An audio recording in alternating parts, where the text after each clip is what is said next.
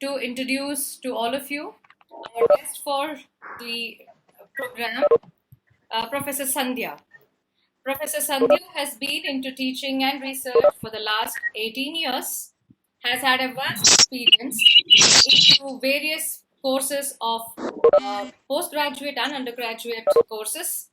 She has had a very vast experience in terms of research. She has completed her MCom from Mount Carmel College and gone ahead to do her MPhil and also has submitted her thesis in the area of strategic HRM at Tumkur University. Professor Sandhya has been known as a very prolific teacher of research methodology and has extremely good publication profiles to her credit.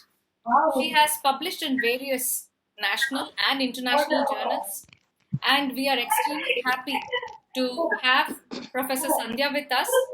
This is a webinar series, which means to say that we will be having a 6-day program of 1 hour each every day. And this is basically to fine tune ourselves into what the research methodology we would use in the social sciences, not only from the students' perspective, but also the researchers and faculties who wish to write papers, who wish to publish papers in the days to come. So, on behalf of all my colleagues and all the members who are awaiting to listen to her webinar, we welcome Professor Sandhya. I hope we are going to be audible. Are you not able to hear? Can you please chat? You can use the chat messages here. You could use the chat messages here so that in case during the session you have something to ask Professor Sandhya, you can always send your message in the chat. I would request all of you to kindly mute yourself so that there is no sound disturbances that will happen. At the end of the session of each day, Professor Sandhya will share her email ID so that you will be able to seek any clarifications whatsoever with Professor Sandhya. So without wasting much time, thank you very much for choosing to be a part of these webinar series. I welcome all the students as well as the professors from various institutions across the country. We had an overwhelming response to these webinar series, about 200 plus responses we received. We had to restrict it to a fewer numbers so that we could concentrate on it. Thank you for being here, and over to Professor Sandhya.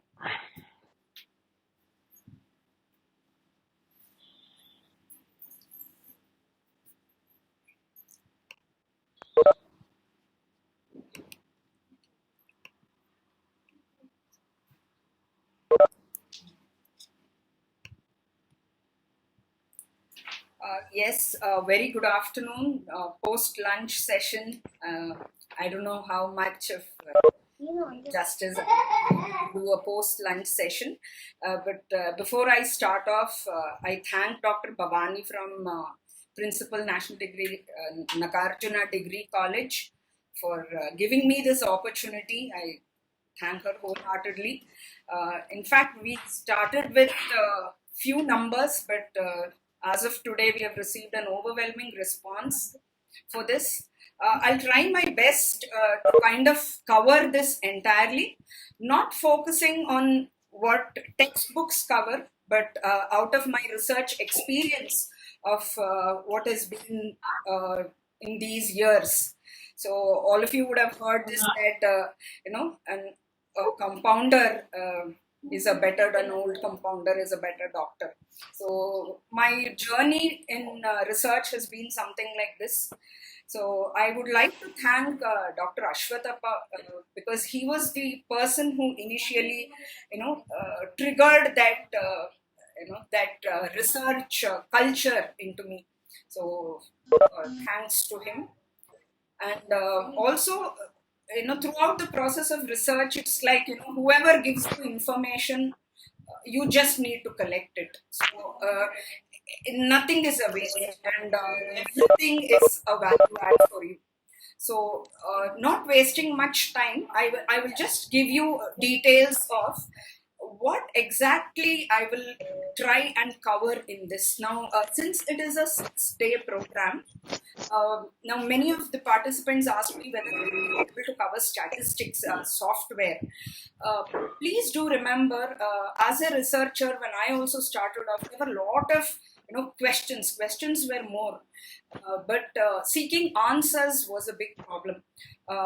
Some of you, I mean, it's a mixed audience. So some of you are students, some of you are research scholars, and some of you completed your research. But remember, at every stage, there is something in research which you will not know. So it's an ongoing learning process. So it's never, you can never say that, okay, this is something complete that I know. And even for me here, it's been a learning process. Through the process of this webinar, I've also been learning many things. So what we will do is the entire subject of research methodology, I'll try and cover in these 6 days. So I'll be taking up planning of the research. What is that you have to do in review of literature? Then what are the methods and tools of collecting data? How do you prepare a research design? Then mainly data analysis, interpretation, what is testing of hypothesis, and at last we will be doing report writing. Of course, under report writing, my main aim is just to tell you what is very important when it comes to publications. So I'm sure many of you are interested in publications, but what happens is we are teachers as well as researchers, and the major problem when it comes to teaching and research is that teaching is entirely a different skill set, and research is entirely a different skill set. So you cannot compare both, and it's not that if you're a good teacher you become a good researcher. Never. Okay, research requires different kinds of skill sets, and the most important is reading. Okay, and I'm sure as teachers all of you are definitely referring to Himalaya publication, which I'm not telling, I'm not against it, but we need to move to a higher level. So, I would rather advise you to, take up more reading of foreign publications. This is one thing which I would like to stress, because Indian papers are never published. If you look into, if there are some research scholars who are doing their research, if you are doing a review of literature, I will definitely be able to tell you that not 1% is, you will get Indian names. And even if you are able to get Indian names, I'm sure they are not currently residing in India. So as far as research in India is concerned, it's very, very, very poor. Okay. Even if you go to the best research schools, you will find that research is poor. Now, not wasting much time into this, I'll put my PPT so that you will not be able to see me. That's not an issue. You will be able to look into these slides. Again, I'm going to share these slides with you, so please don't copy anything not required. Okay. So just, I will shift to PPT.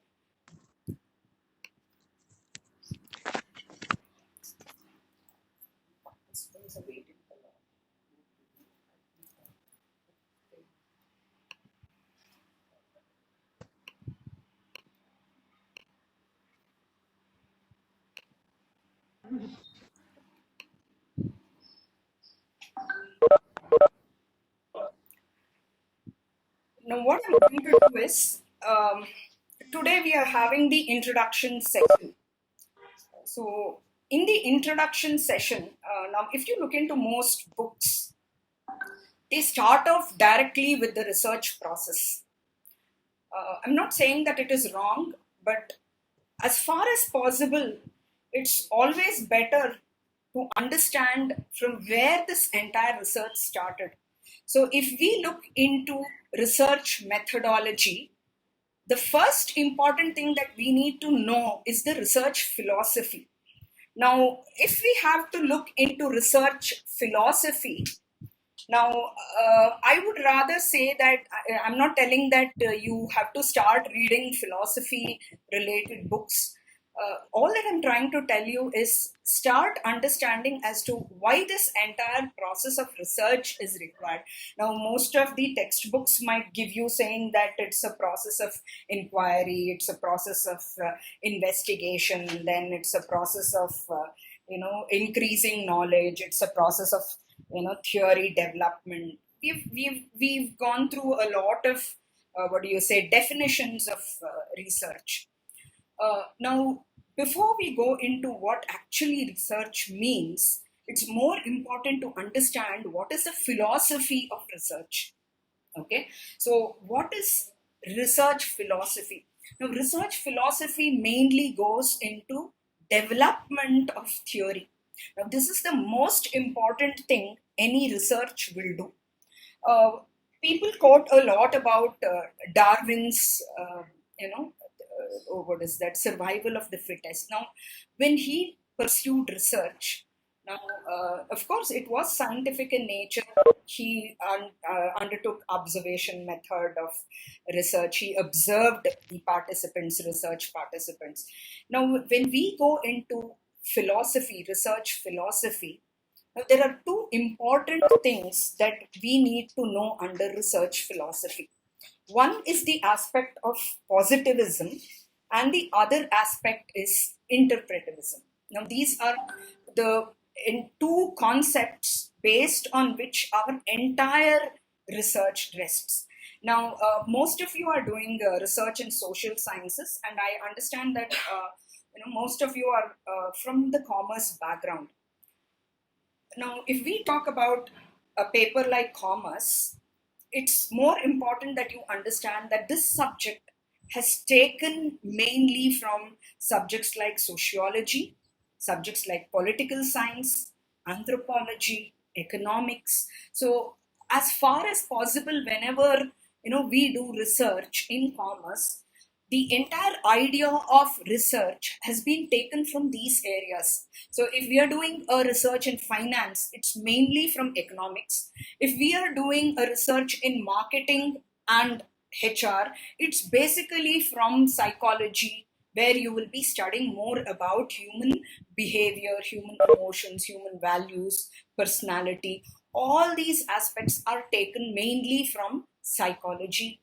So, if we have to study more of commerce related research, I would rather say that you start reading more relating to psychology, you start reading more relating to sociology, anthropology, and philosophy. So, this is how you will get a broad idea about what research is rather than concentrating more on commerce. So please remember, research does not start with the process of planning, review of literature, and research design, and you start off with testing of hypotheses and report writing. Please, that it does not start off with that. And if you have started with identifying a research problem, that is where your problem lies. So there are some people who get stuck in the title, some people get stuck in the design, some people get stuck in the statistical techniques, what is to be used. So why I'm telling you all this is because you are lacking the philosophy of research. So when we look into philosophy of research is divided into three categories. Now, the first is called as epistemology, and that is where you will be studying about positivism and interpretivism. Now, why these two words are very, very important is because every research, whatever we do, we look into the objective aspect of it and the subjective aspect of it. Now, why that again is important for us is because we have to have a clarity of whether we are doing a quantitative research or a qualitative research. So that's why I've told in my introduction, this is the most important thing, is to decide what is the type of research. So when we look into the research philosophy, so we have three. One is the epistemology, one is the ontology, and one is the axiology. Now, axiology, most of you must be knowing, like, the universal truths of nature. So now let us say, for example, I say sun rises in the east. I need not do any research for that. It's a universal truth that we are going to follow. Now, what is ontology? Now, ontology is that is concerned with the nature of reality. Now, how we perceive the world. Now, let us say, for example, if I'm considering the subjectivism aspect of ontology, I will be considering whether the world is, external to social factors. That is subjectivism. Let us say I'm looking into objectivism. Now, if I'm looking into objectivism, it means, suppose there is a perception of, and the my social actions. Now, those social actions are what realizes or what gives rise to a social phenomena. So this is what comes under objectivism. Now, this is ontology. And again, when we come to epistemology, it is how we perceive our surroundings and what we understand is knowledge. Okay, so we understand, okay, I'm doing something about consumer behavior. So, what is the acceptable knowledge under consumer behavior? So, that is called as epistemology, where we consider how we are going to perceive our surroundings, and based on that we are going to develop theory, or we are going to develop knowledge. Now, when it comes to epistemology, I told you again there is a difference between positivism and interpretivism. Why understanding this is very important is to understand that whenever I'm doing a research, is it the quantitative aspect I'm going to take, or is it the qualitative aspect I'm going to take? If it is subjective, then necessarily it's going to be qualitative in nature. So if I'm going to take up a qualitative research, what are the social aspects that I'm going to consider? Now, this kind of interpretivism and subjective nature research is usually follows an inductive approach. Now, what do you mean by an inductive approach? Inductive approach is where we have a lot of uh, data which we are going to use in order to develop theory. So, inductive process more relates to theory development, and it has more of qualitative aspects. So, there is high level interaction with the research participants. Now, later on, when we go in depth into qualitative research, we will look into it. Now, when it comes to quantitative, now again, the word empirical research is used. There are many people whom I keep seeing, and I ask them what is the type of research that you're going to use in research. They tell me we are doing an empirical research. Please do remember, understanding of terminologies of each and every research is very, very important. Now, the word empirical research means any research with evidence. So it means that you can either be doing a qualitative research or you can be doing a quantitative research. But usually the word empirical is used when there is evidence, and usually we use it for quantitative research because our evidence there, that is our statistical analysis, proves to be our evidence.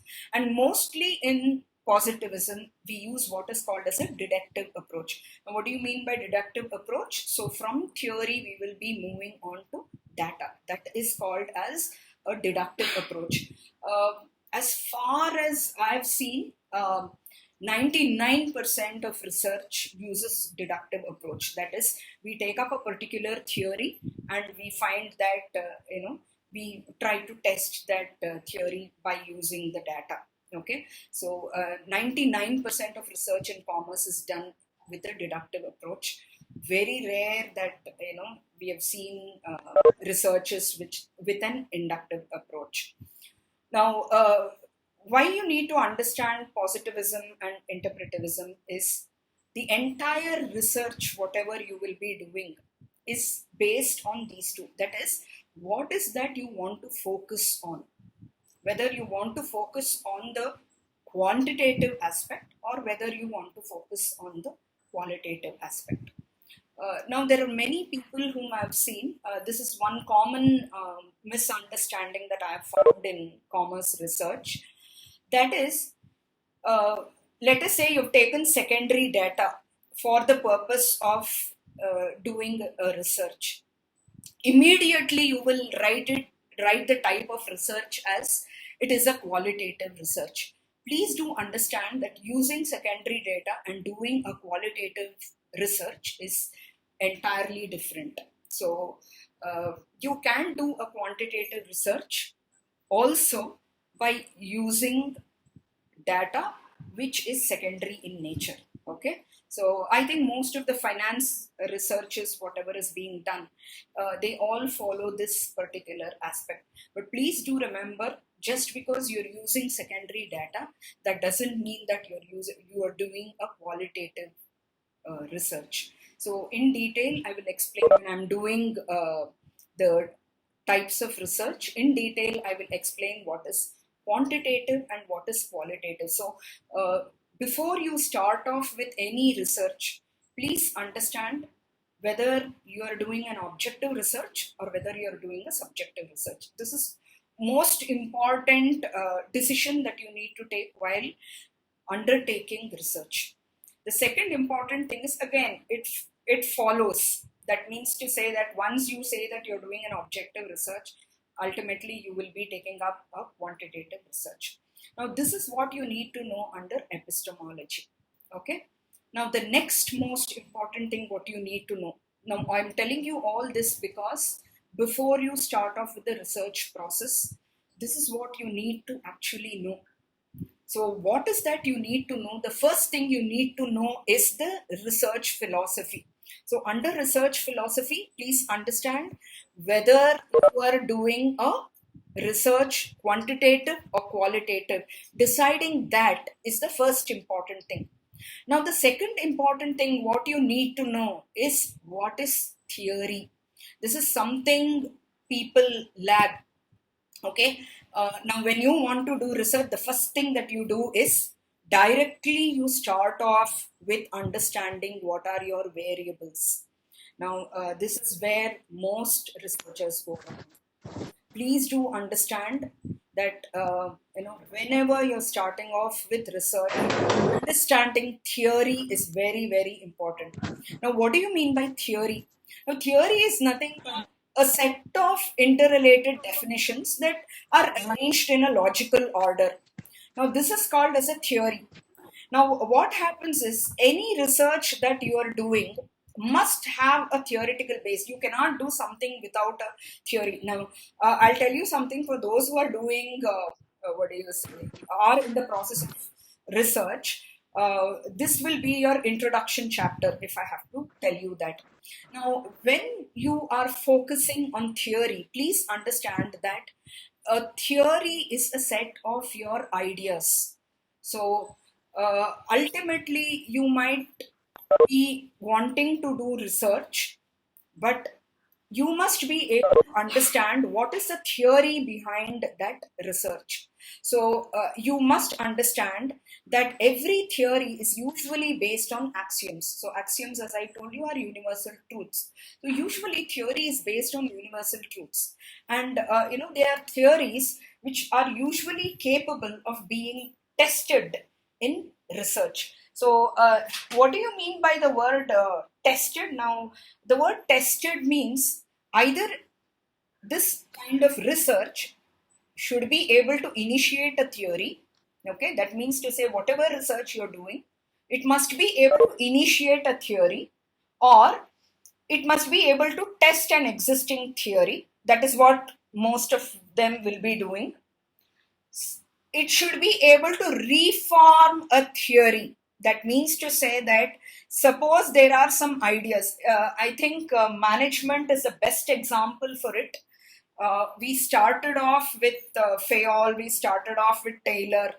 And over a period of time, that is from the 19th century to the 20th century to the 21st century, there's been a lot of change in the theories of management.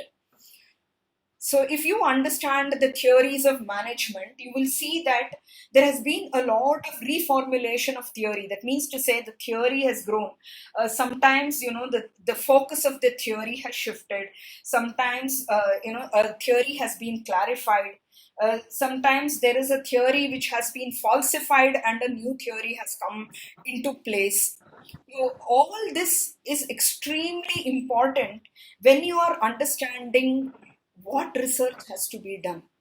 So please understand that whenever you are starting off with a research, understanding theory is extremely important.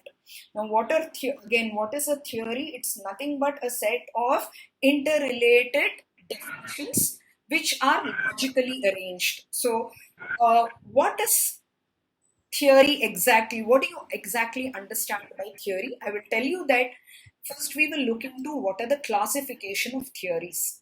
Now, theories are mainly classified into three categories. Now, the first is called as the grand theory. Now, what do you mean by a grand theory? It's something that is highly abstract, but it understands social reality. Okay, highly abstract, but it understands. Say, for example, whatever Karl Marx is given, his theories are all grand theories. Now they understand social reality, but some things which are highly abstract. In management, if you could take Maslow's need hierarchy theory. It's a grand theory. Now these are entirely abstract. That means to say they have a high level of abstraction. Abstraction is a vague. They are ideas. Okay.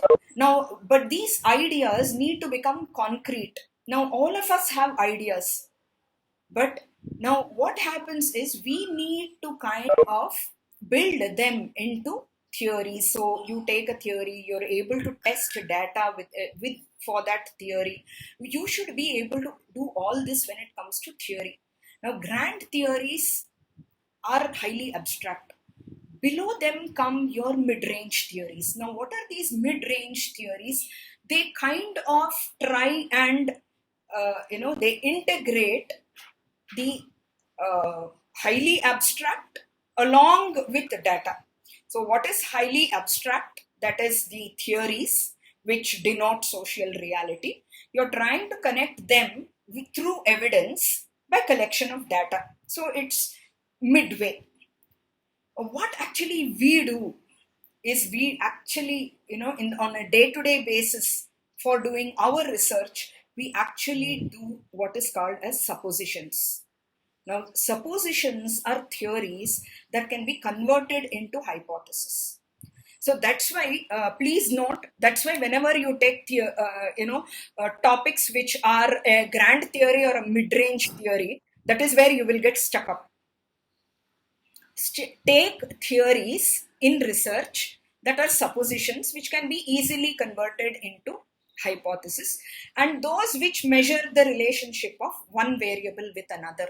So if you have understood what is a grand theory, what is a mid-range theory, and what is a supposition, you will understand that whenever you are taking up a research, it's always better you take up suppositions, because you are easily able to understand which is the dependent variable and which is the independent variable, or which is the consequence and which is the antecedent. So this is how it becomes easy.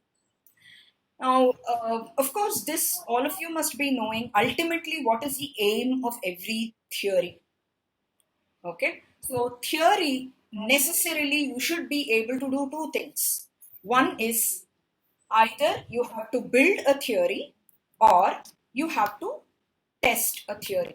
Now, ultimately, oh, there are a lot of participants joining in.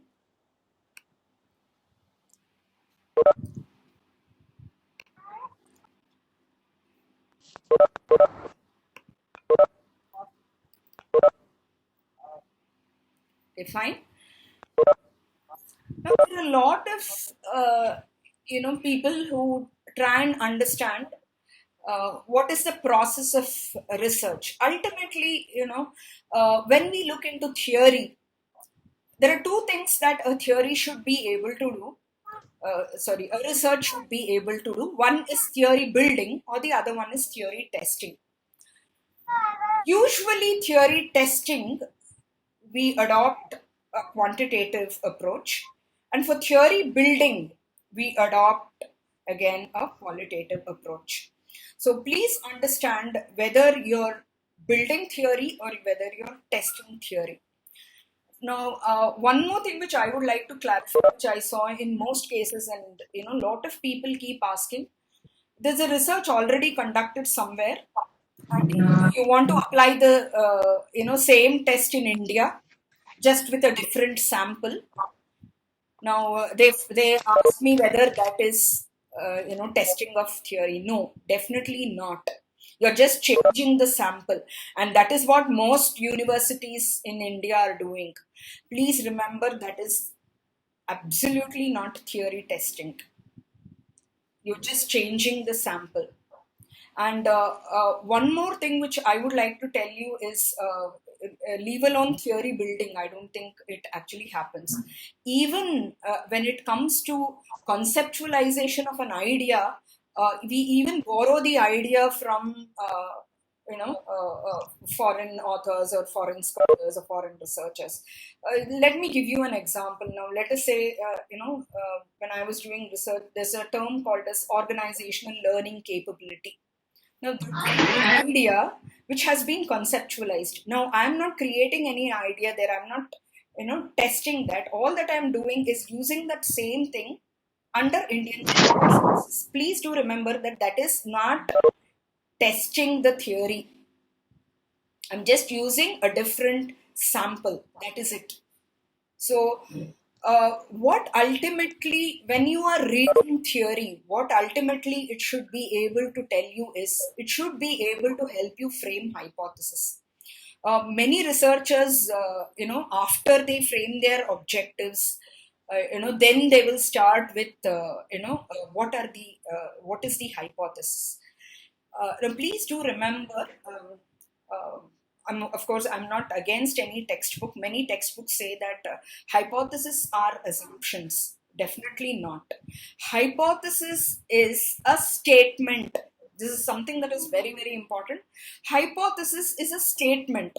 Now, what's that statement? It may or may not be an assumption. Now, that is what a statement you are going to test under research. Now, that statement must be based on theory. Now, again, what is a theory?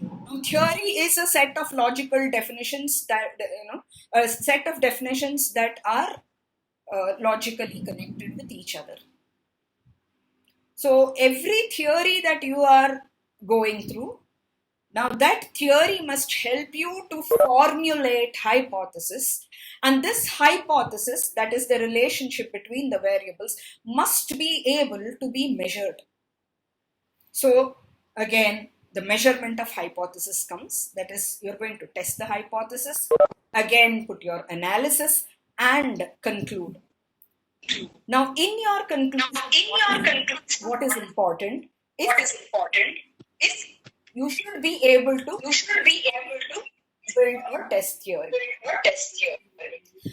Kindly, I'm receiving echoes here.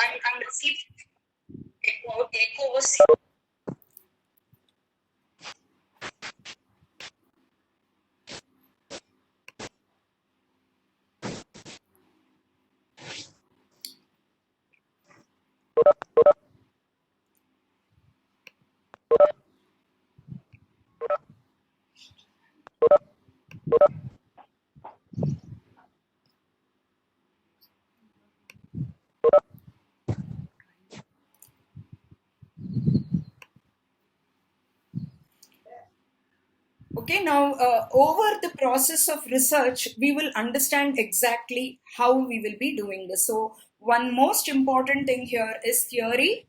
What is the purpose of research? Either it should test the theory or it should build theory. So these are two important things that every researcher should know while commencing research. So either you should be able to build theory or you should be able to test theory. Now, building theory or testing theory. Now, typology, if you're taking up typology, it is nothing but building of theory. Again, for building of theory, you have to use the inductive approach. If you have to use the inductive approach, then what is very important for you is you have to use the qualitative research approach. Now, suppose you want to test theory. Now, for testing theory, there are two important ways in which you can test the theory. Now, for testing theory, either you can use the model approach or you can use the statement approach. Now, if you're using models, it has to be in the form of a diagram